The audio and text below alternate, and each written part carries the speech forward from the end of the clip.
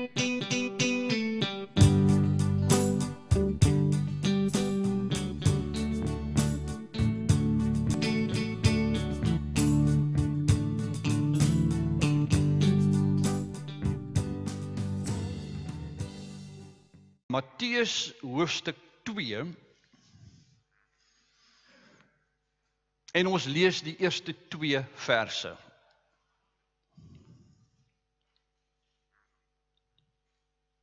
En die skrywer sê, Jesus is in Bethlehem in Judea gebore tydens die regering van koning Herodes. Na Jesus se geboorte het daar sterrekykers uit die ooste in Jerusalem aangekom en gevra, waar is hy wat as koning van die Jode gebore is? Ons het sy ster sien opkom en ons het gekom om aan hom hulde te bewys. Dit is 'n baie ou storie. Die storie van Jesus se geboorte. En elke jaar hierdie tyd word hierdie verhaal deur die kerk op presies dieselfde manier vertel. Josef en Maria vat die lang reis, die pad van Nasaret na Bethlehem toe. Wanneer hulle uiteindelik daar kom, is die stad so vol dat daar nie plek is vir hulle om te oornag nie en vind hulle net rusplek in 'n stal. Daardie selfde nag word Jesus gebore, in doeke toegedraai, in 'n krib neergelê, skaapwagters kom daarin, sterrekykers kom daarin en bring hulde aan die kind. Vir baie mense, broers en susters, is die Kersverhaal 'n klein bietjie vervelend. Omdat baie mense alreeds weet wat die dominee gaan sê, die oomblik wanneer hy gaan vertel, ons gaan môre praat oor die geboorte van Jesus. En dit is juis hier waar die wesenlike gevaar skuil, want wanneer ek en jy te vertroud raak met 'n verhaal of 'n storie soos die van Jesus se geboorte, beteken dit dat ek en jy later nie meer hoor nie en afgestomp raak vir die dieper waarheid en vir die betekenis in hierdie verhaal. En daarom het ek dit goed gedink om verlede Sondag en vanmôre oor die Kersverhaal te praat, maar dit uit 'n ander hoek uit te belig. Die doel is nie om jou aan die egtheid van die Kersverhaal te laat twyfel nie, inteendeel. Juis omdat die Kersgebeure vir my so belangrik is, en juis omdat ek wil hê mense moet dieper gaan nadink oor dit wat 2000 jaar gelede gebeur het, wil ek hê dat jy deur ander oë, deur 'n nuwe lens na die geboorteverhaal gaan kyk. En om dit reg te kry, broers en susters, om die Kersverhaal 'n slag nuut te kan beleef, is 2 dinge nodig.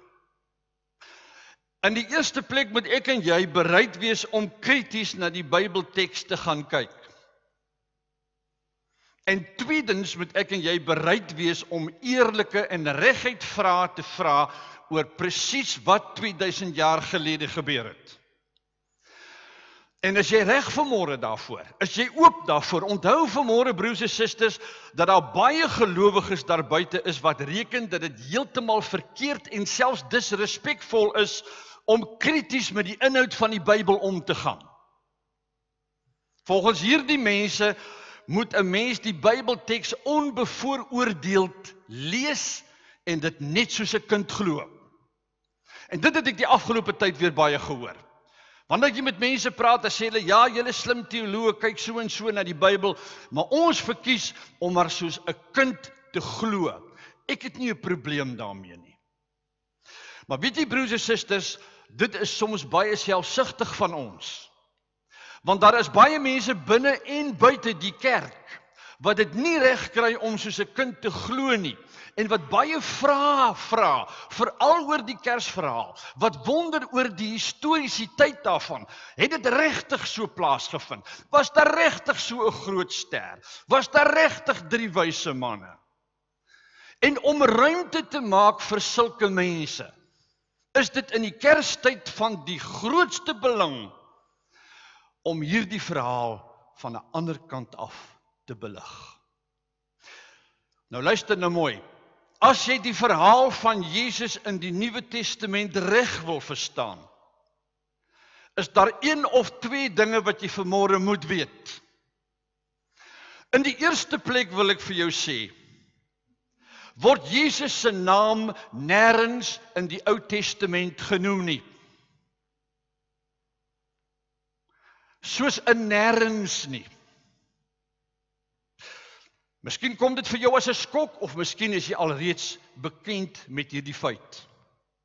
Die naam Jesus in die Grieks Iesus, wat redder beteken, of iemand wat uitred of help, het die ekwivalent in die Hebreëus in die Ou Testament as Yeshua of in Afrikaans Joshua. En anders as wat baie mense soms dink, was die naam Joshua in die antieke tyd in die Joodse gemeenskappe 'n algemene naam vir seuns.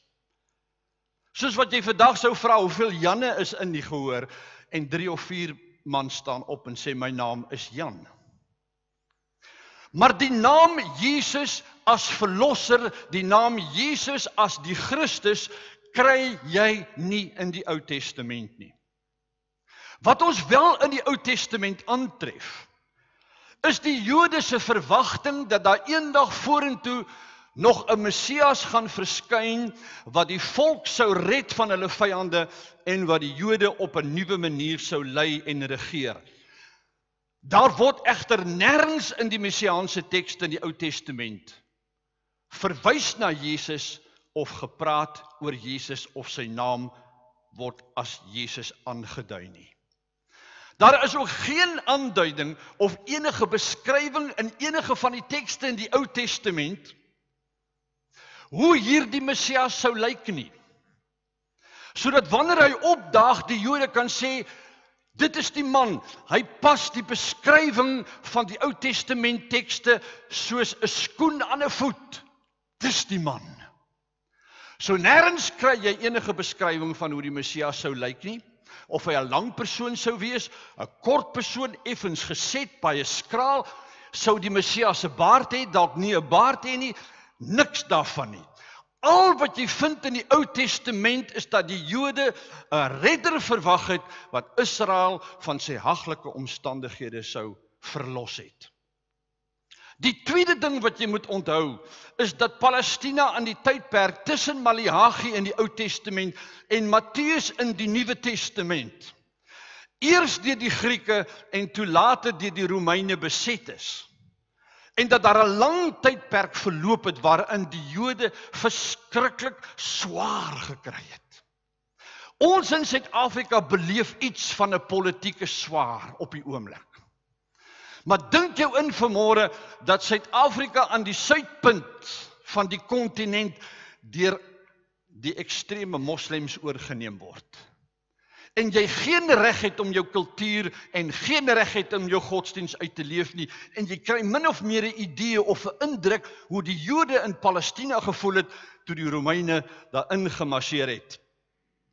En in sulke donker tye, broers en susters, vlam die hoop vir 'n Messias uiteraard sterk op. En oral was die Jode in daai donker tyd, was hulle op die uitkyk, waar is die Messias? Wanneer kom die Messias?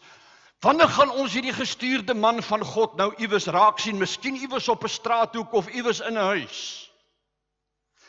En as iemand gelyk het, asof hy oor die eienskappe beskik het, die buitengewone eienskappe van 'n redder en 'n verlosser beskik het, het hulle onmiddellik hierdie man vir 'n Messias aangesien.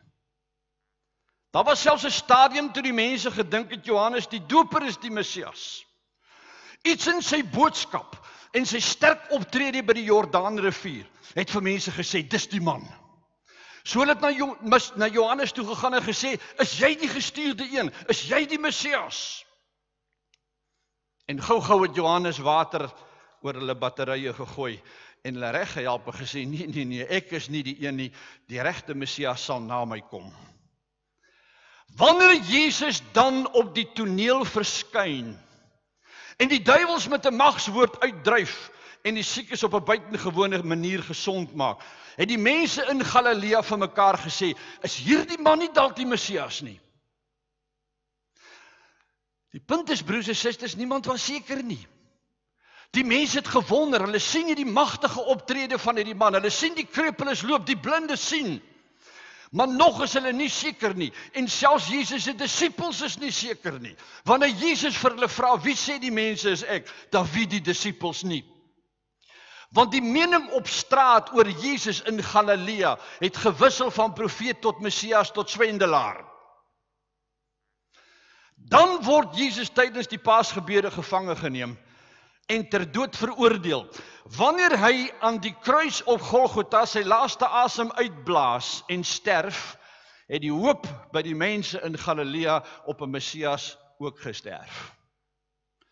En hulle het vir mekaar gesê, ons het gehoop, dis die man, daar hang hy in die kruis, is klaar, is ore verby.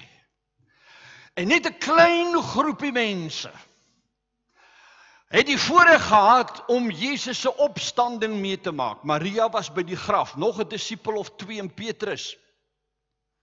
En in Handelinge lees ons dat Jesus verskyn het aan 'n groep mense. En hulle sien Jesus het opgestaan. Maar die punt is, broers en susters, in 33 na Christus het die massa mense in Galilea, in die Midde-Ooste en die res van die wêreld nie geweet Jesus het opgestaan nie. Selfs Jesus se hemelvaart, sê die Bybel, is deur 'n klein groepie disippels gadegeslaan. Buitekant Jerusalem, op die Olyfberg, staan en kyk hulle hoe Jesus in die hemel opgeneem word. Maar dis 'n klein groepie. Wat ek eintlik vanmôre vir jou wil sê is, broers en susters, is dat die meeste mense in Palestina na Jesus se dood Jesus bestempel het as geskiedenis, as history. Dis klaar, dis oor en verby. In 2016 vanmôre weet ons, dit was nie verby nie. Want jy sien, daar was mense na Jesus se dood wat hom nie vergeet het nie. En 40 jaar later, 40 jaar na Jesus se dood, het 2 skrywers, die een aan ons bekend slegs as Matteus en die ander een bekend by ons as Lukas, hulle penne opgeneem en die verhaal van Jesus se geboorte vir die eerste keer op papirus neergeskryf. Daar is nog iets wat ek vir jou moet vertel, wat baie mense nie van bewus is nie. Iets wat jy in hierdie adventstyd nie uit die oog moet verloor nie. En dit is dat hierdie 2 skrywers, Matteus en Lukas, net 2 bronne gehad het, wat hulle kon raadpleeg toe hulle besluit het om oor die verhaal van Jesus se geboorte te skryf. Net 2 bronne. Die een was die mondelinge verhale of die stories wat destyds oor Jesus in omloop was in Galilea en in Palestina. Onthou dat hierdie 2 manne skryf die geboorteverhaal 4 dekades nadat Jesus weg is. En die ander bron waaruit Matteus en Lukas kon werk was die Ou Testament. Dis al wat hulle gehad het. Nou kan ek my baie goed indink, broers en susters, dat die verhale of die stories wat van Jesus in omloop was, hoofsaaklik oor sy bediening as profeet gehandel het. Die dinge wat Jesus gedoen het as 'n volwassene, die dinge wat Jesus gesê het as 'n volwassene, die blindes wat sien, die krepeles wat loop, die duiwels wat uitgedryf word. Maar wat Jesus se geboorte betref, broers en susters, was dit 'n probleem. Want jy sien, daar was nie ooggetuies nie. En ek reken stellig, as iemand wat in die geskiedenis belangstel en in die historiografie belangstel en in die ou geskrifte en in die Bybel en as teoloog, reken ek stellig dat daardie nag toe Jesus gebore is, was daar 2 mense teenwoordig, Josef en Maria. Was daar skaapwagters? Ek dink nie so nie. Was daar 3 wyse manne? Ons sal nou hoor. Dus, broers en susters, is die geboorteverhaal van Jesus nie op ooggetuie verslag gebaseer nie, maar hoofsaaklik op mondelinge oorleweringe. Josef en Maria het vir die familie vertel wat daai nag gebeur het. Hulle het dit vir vriende vertel. Hierdie storie het uitgekring en 70 na Christus het die verhale nog in Palestina rond beweeg. En dis die verhale wat Matteus en Lukas gehoor het. Dis wat hulle bymekaar gemaak het. Met mense met wie hulle gesels het. Hulle die Ou Testament as geskrifte by hulle gehad. En met hierdie bronne werk hulle, en met hierdie bronne skryf hulle die geboorteverhaal van Jesus.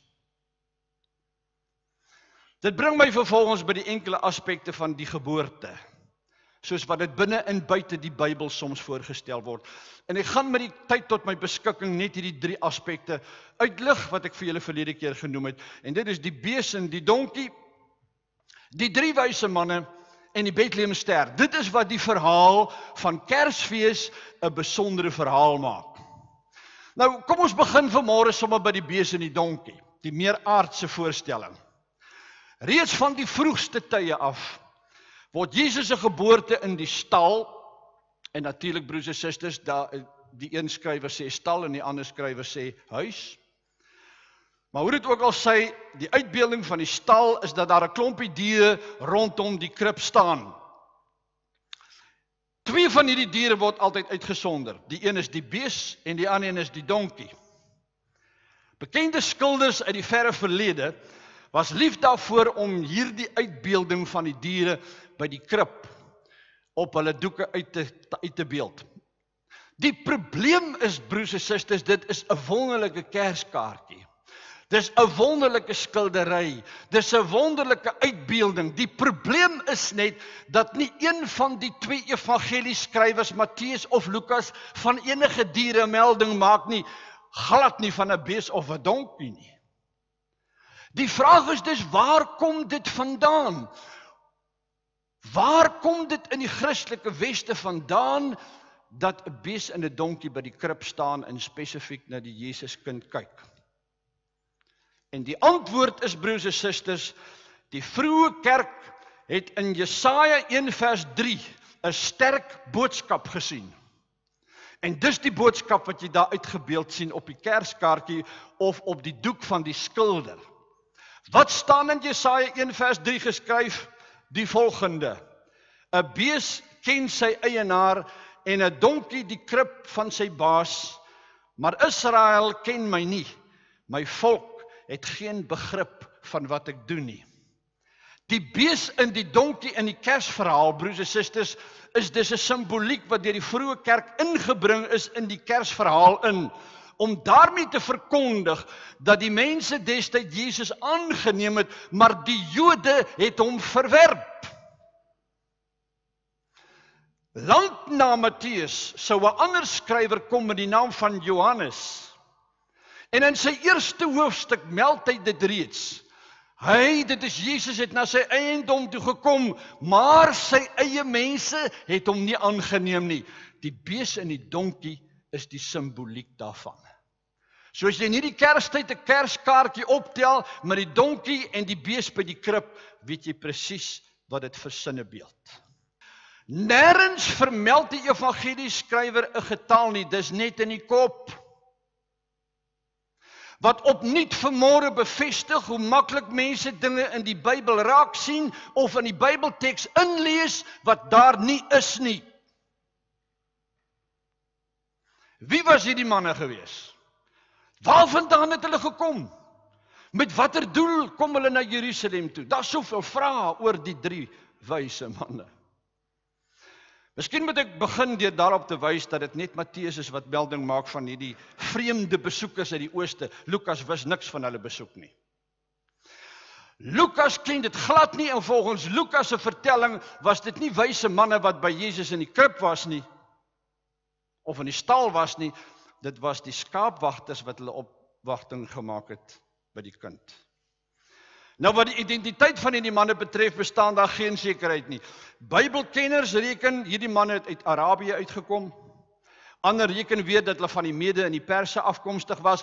Bottom line, ons weet nie.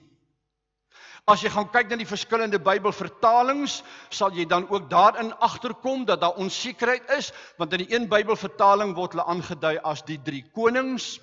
In 'n ander Bybelvertaling word verwys na die 3 wyse manne, en 'n heel ander Bybelvertaling word verwys na die 3 sterrekykers. Nou, wie was hulle? Om die antwoord te kry op die vraag, moet jy by magte kan wees om die oorspronklike teks te lees. In die Grieks word die woord magoi gebruik. Hou jou stoel vas, want dit beteken towenaars. In Engels magicians. In Handelinge 8 vers 9 lees ons van die Simon wat vir Paulus hulle kom vra, kan ek daai evangelie kragte wat julle het ook, kan ek dit by julle koop? En die woord vir Simon, die towenaar, is magus, die enkelvoud van die Griekse woord magoi. En dis presies dieselfde woord wat jy in Matteus aantref. En in Matteus 13 vers 6 lees ons van Elifas die towenaar, en weer eens dieselfde woord word hier gebruik. Dis broers en susters, het jy die indruk dat hierdie manne nie was wat ons nog al die tyd gedink het hulle is nie. Sommige Bybelkenners reken hulle was voorspellers, waarsêers, ander reken astroloë. Ons weet nie. Ek sal nie vanmôre my kop op 'n blok daaroor sit nie. Wat ek wel vir jou kan sê, as dat die term magoi in die Nuwe Testament, en alle Nuwe Testament Griekse kenners weet dit, dat hierdie term in die Nuwe Testament nooit in 'n gunstige sin gebruik word nie. Waar hy wel in die Ou Testamentiese Griekse vertaling gebruik word, wil die Jode eintlik sê, as jy met 'n magus of 'n magoi te doen het, bly weg van sulke mense. Nou is die vraag wat ek myself die afgelope week afgevra het toe ek met hierdie tekste gewerk het, waarom sou Matteus dan sulke ongunstige karakters in sy geboorteverhaal invoeg? Dit maak nie vir my sin nie. Tot ek by die regte antwoord uitgekom het. Jy sien broers en susters, Matteus skryf sy evangelie nie net vir Jode nie. Matteus skryf ook sy evangelie vir nie-Jode. Met ander woorde, in vandag se konteks, die dominee preek nie net vir die mense binne die kerk nie, maar ook vir die verlorenes buite die kerk. Om daardie rede voeg Matteus hierdie 3 figure in, om te beklemtoon dat Jesus nie net vir die Jode kom sterf het aan die kruis nie, maar vir die heidene en vir die hele wêreld. Hier vind jy al iets van die universaliteit van die evangelie boodskap. Matteus is ook die enigste skrywer wat in sy geslagsregister die naam van Rahab noem. Rahab, onthou julle in Jerigo, Rahab die prostituut, die rooi tou by die venster uit, sy was 'n nie-Jood, 'n heidense vrou. En wanneer Matteus sy evangelie skryf, en hy begin dit dan sê, hier is die geslagsregister van Jesus, en as jy met die geslagsregister afgaan, hier pop die naam van Rahab op. 'n Bietjie verder pop die naam of die uitbeelding van 3 manne uit die ooste op. En Matteus wil daarmee vir sy lesers sê, hierdie kind wat gebore is in Bethlehem, is ook vir julle gebore, selfs vir hierdie 3 vreemde besoekers uit die ooste. In 70 na Christus, die mense Matteus se boodskap goed verstaan. Om daardie rede het Lukas besluit om die 3 wyse manne uit te haal, want vir sy lesers sou dit nie goed afgegaan het nie. Dit beantwoord nou nog nie vanmôre ons vraag oor hoekom was daar nou 3 manne nie. Waar kom die kerk of die kerklike tradisie aan die idee dat dit 3 was? As jy mooi gaan kyk na Matteus 2 vers 11, sal jy die antwoord daar vind. Hierdie besoekers uit die ooste het na die Jesuskind toe gekom, maar hulle het nie alleen gekom nie, hulle het met hulle wat saamgebring? Geskenke. En wat se geskenke was dit? Goud, wierook en mirre. Deur die eeue het die kerk aanvaar dat as jy goud, wierook en mirre het, beteken dit elke besoeker het 1 geskenk gebring, so dus moes daar 3 besoekers gewees het. Sien jy hoe maklik is dit, broers en susters, om in die Bybel iets in te lees wat daar nog nooit gestaan het nie. Hoe maklik is dit om mense 'n konsep te gee van iets en dit word 'n tradisie en mense vra nie, hoekom is dit so nie? Ek het een keer 'n dominee gehoor wat op Kersdag oor die 3 geskenke gepreek het. Ek was in die gehoor. Hy lê dit toe vir die gemeente so uit.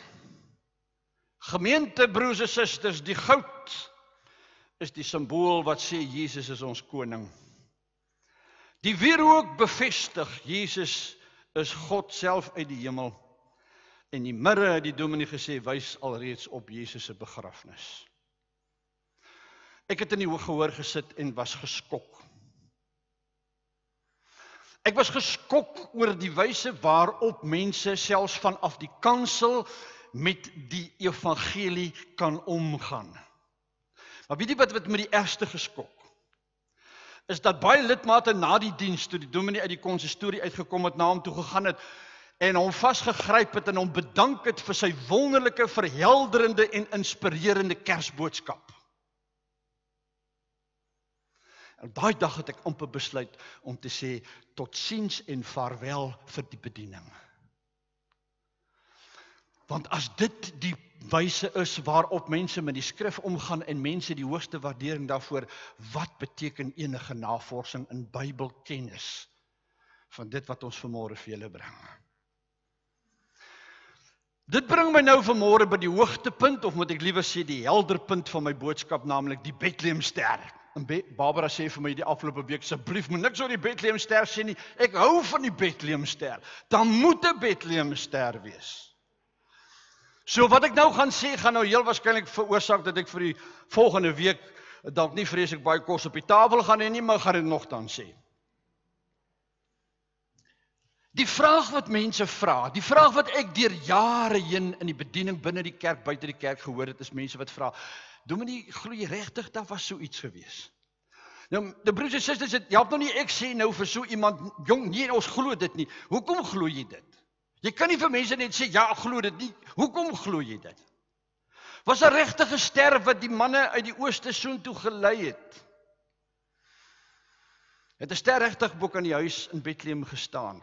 Ek gaan vanmôre vir jou die uitleg gee, soos wat ek deur die jare in die teologie daarmee gewerk het, en wat ek by ander groter teoloë as ek self kry, en jy besluit aan die einde of daar 'n Bethlehemster by jou is.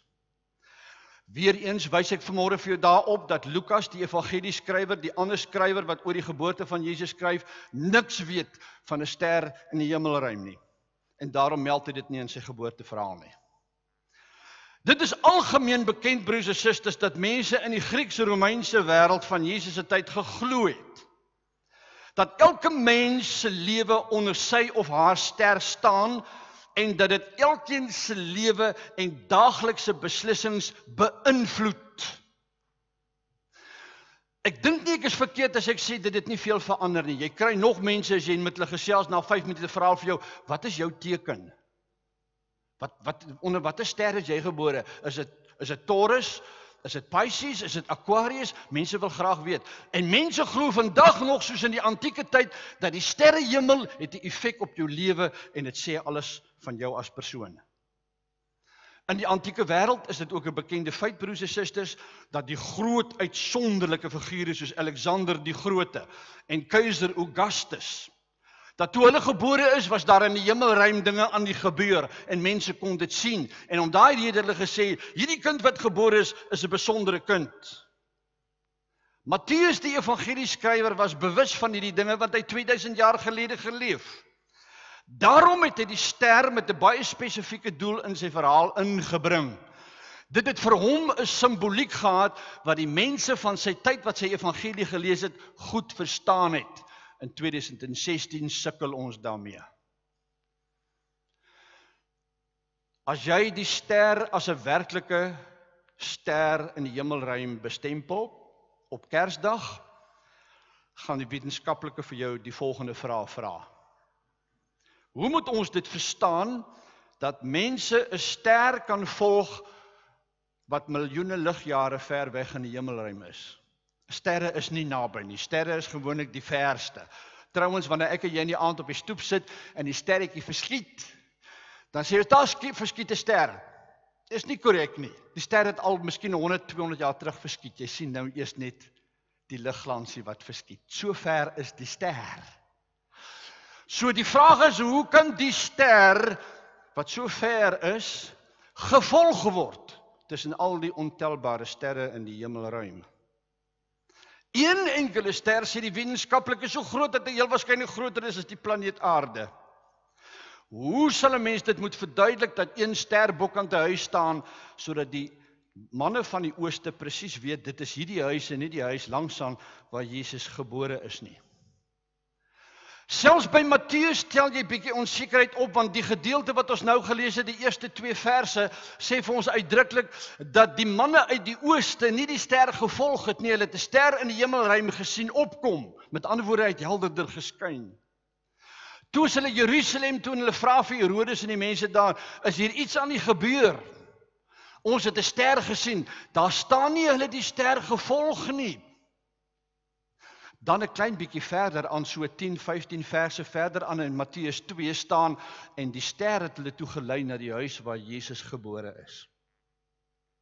So selfs Matteus sukkel 'n bietjie om hierdie hele konsep van die ster te verduidelik. So wat is die storie met die ster?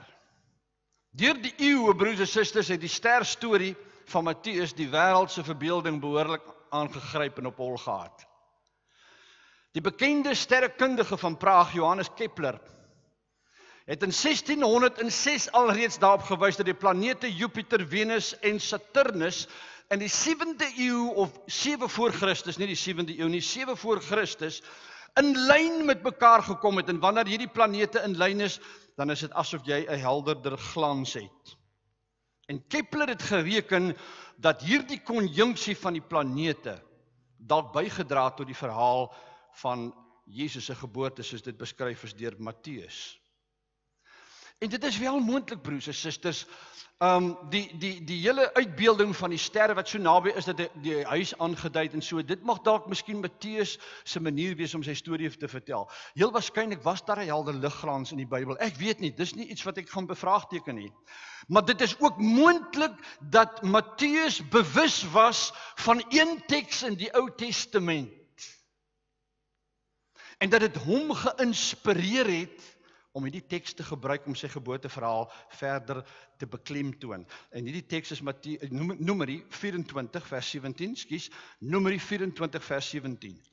Daar lees ons alreeds, daar kom 'n ster uit Jakob, daar staan 'n heerser in Israel op.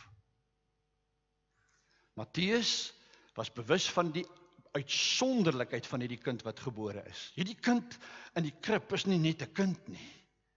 Hierdie kind is die lang verwagte Messias, die redder van Israel. Maar hoe gaan hy dit vir sy lesers verduidelik? En hier gaan 'n ander liggie vir Matteus op, Numeri 24 vers 17. Ja, die ster uit Jakob. Hier kom die heerser van Israel. Dis Jesus. En al hierdie dinge bymekaar kry ons die sterverhaal van Bethlehem. Daar is ander geleerdes wat reken dat Matteus 'n nova op 'n supernova aanskou het. Dis wanneer 'n ster ver is, wat gewoonlik so dof is dat ek en jy dit nie kan sien nie, behalwe deur 'n teleskoop. Maar wanneer daai ster ontplof, dan het jy wat ons noem 'n supernova, en hy's vir 'n dag of 2 of 3 is hy helder in die hemelruim. Wie weet, miskien kon dit ook gebeur het. Dit bring ons dus tot die versigtige konklusie, broers en susters, dat daar wel so 'n verskynsel kon wees, maar aan die ander kant kan ons ook aanvaar dat Matteus in 6 en 4 voor Christus tekste uit die Ou Testament gebruik het om aan te toon dat die kind wat in die krib in Bethlehem gebore is, geen gewone kind is nie. En hierdie boodskap is nie net vir julle Jode nie, dis ook vir die nie-Jode, vir almal. Neem kennis van die geboorte van hierdie uitsonderlike kind. En daarmee, broers en susters, het ek genoeg vanoggend gesê om lekker jou vere deur mekaar te krap. met die doel dat jy huis toe gaan en in die paar weke tot en met die 25 Desember self te gaan lees in die geskrifte. Self vir jouself uitmaak, wat glo ek van hierdie verhaal? Wat is vir my belangrik? Wat is vir my kosbaar? Sodat wanneer iemand wat geen Christen is nie, jou in hierdie tyd sou vra, jong, vertel vir my hierdie Jesus boodskap, hierdie Kersverhaal. Vertel my wat verstaan jy daaronder, wat glo jy, dat jy dit regtig kan doen. En dat jy nie soos die kerk dieselfde ou storieetjie maar net oorvertel van die donkie en die bees en van Jesus in die krib nie, maar dat jy kan vleis en inhoud gee aan die teks soos wat ons dit het. Kom ek vat net gou saam. Die verhaal van Matteus is opgebou uit mondelinge oorleweringe en tekste wat uit die Ou Testament geneem is en direk op Jesus van toepassing gemaak is. Maar weet jy wat, broers en susters? Aan die einde van my boodskap wil ek vir jou nog iets sê.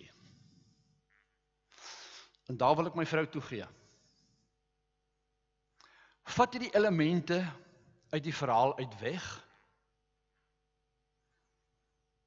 en dit is maar 'n baie klein storieetjie, ten spyte van die feit dat die Jesuskind buitengewoon is al hierdie opwindende elemente van 3 manne uit die ooste met lang baarde wat aankom en vra, waar is die kind, en die ster wat die helder skyn. Vat die opwinding van die geboorte van Jesus se verhaal bietjie weg.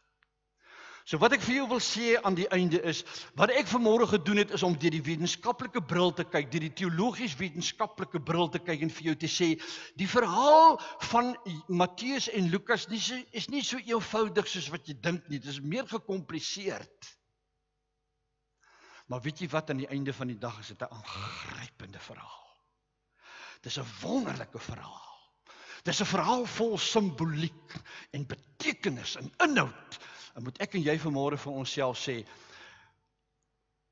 of daar nou so groot helder ster was in die hemelruim, en of daar nie so groot helder ster in die hemelruim was nie, it doesn't matter.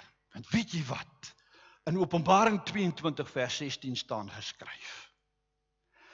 Want kyk, ek, Jesus, het my engel gestuur om dit aan julle gemeentes te vertel. Ek, sê Jesus, is die wortel, die nakomeling van Dawid. Ek is die helder môrester.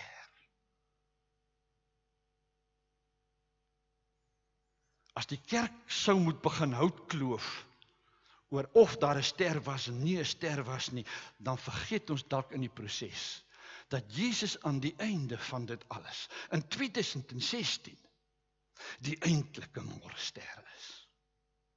Dis die kern van die verhaal van Matteus en Lukas. 'n kind is vir ons gebore, 'n seun is aan ons gegee. Vergeet nou maar eers van die donkie en die bees, en van die 3 wyse manne, en of hulle 3 was, en of hulle so wys was, en nie.